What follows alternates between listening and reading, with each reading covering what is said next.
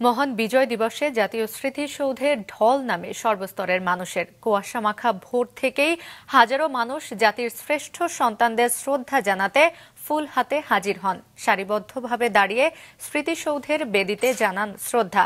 এ সময় অনেক অর্জনের পাশাপাশি কিছু প্রত্যাশা পূরণ না হওয়ায় হতাশার কথাও জানায় সাধারণ মানুষ।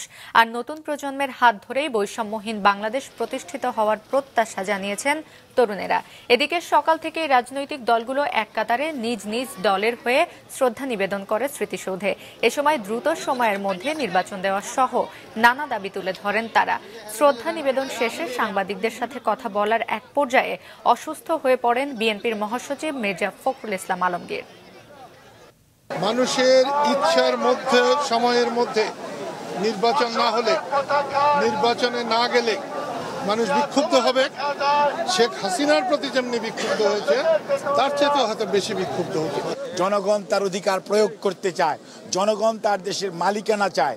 সেজন্যই আগামী দিনে যত দ্রুত অন্তর্বর্তীকালীন সরকার যত দ্রুত জনগণের মালিকানা জনগণের হাতে ফেরত দেওয়ার ব্যবস্থা করবেন, তত বাংলাদেশের বিরুদ্ধে যত ষড়যন্ত্র চলছে সকল ষড়যন্ত্র বেড়াজাল ছিন্ন করে বাংলাদেশ সামনের দিকে এগিয়ে যাবে।